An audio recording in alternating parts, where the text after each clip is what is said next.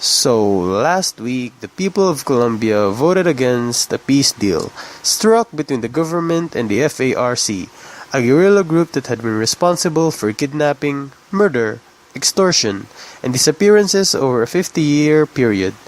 The deal had taken 4 years to negotiate and was expected to be endorsed, but it was voted down by a narrow margin. Why would the Colombians not want an end to the 50 years of violence? And that ends the article, Colombia and the FARC.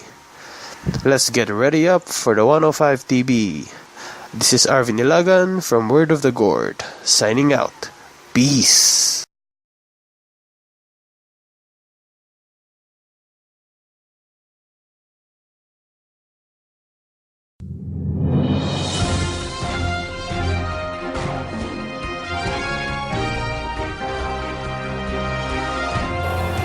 Studies shows more people are dying on a car accident.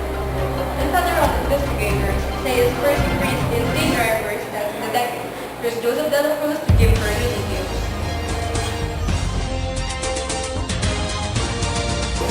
10%. That's so many more fatal crashes.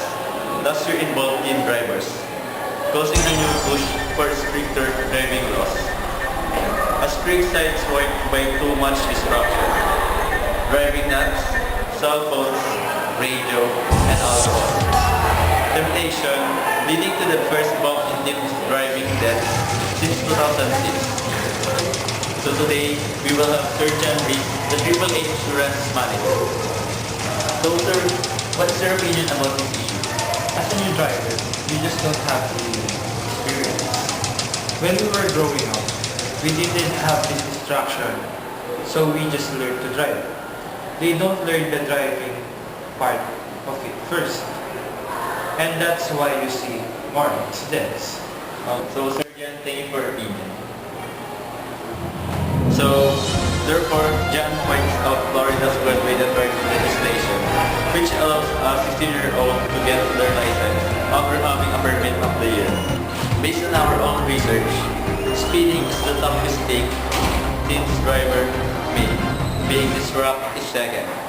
That includes using your cell phone, but also talking with passengers, even looking at things in your car. Failing to looking for road hazards is third. This is Joseph Dela Cruz. More and more college students using Acedera for different reasons, although it's dangerous to our health.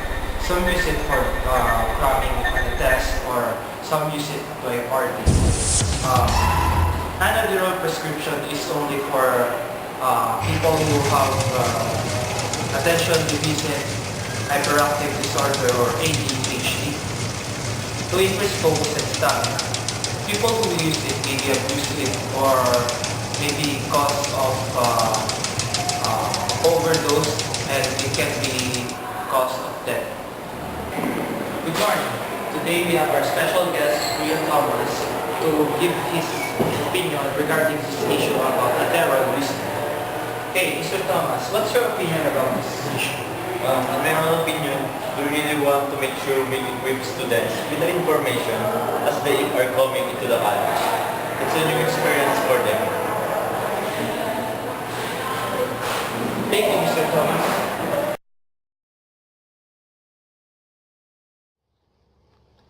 The University of Minnesota is working on an app to help young drivers drive better.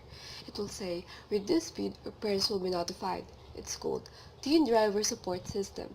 It sends parents text alert about speeding, sudden stops, or to rolling stops, and any risky driving move. It also prevents the smartphone from being used once the car is moving, except dial 911. The goal is if you can reduce these risky behaviors, you can hopefully reduce crashes. The research team completed a 12-month field operation test of the system involving 300 newly licensed teens in Minnesota. The test was designed to measure the effectiveness of the TDSS on teens' driving behavior and investigate the specific benefits of providing feedback to parents. The app has been successfully field tested, but it isn't yet available to the public. Or anyone says that in the 2016 PBA Governors Cup Finals Wednesday at Smythe Arena, Tacorisagay. Their happening shared with 36 points and rebounds, 3 nights after scoring only 22 in an 82-79 loss in Game 2. Rookie Chris Newsom backed Durham's up with 22 points and 7 assists, and so did veterans Rainier Hugnatan and Jimmy Alapar, who combined for 35 points and hit clutch 3 points to hold off the Kings down the stretch. So we have an exclusive interview with Mr. Newsom from Merado Boys. Mr. Newsom, how do you feel about the game? Coach Norman said it's a game that neither team wanted to lose. So we're getting closer to what we want to be. So that's it. Thank you, Mr. Newsom. So this is Alex Pichay reporting from Sports.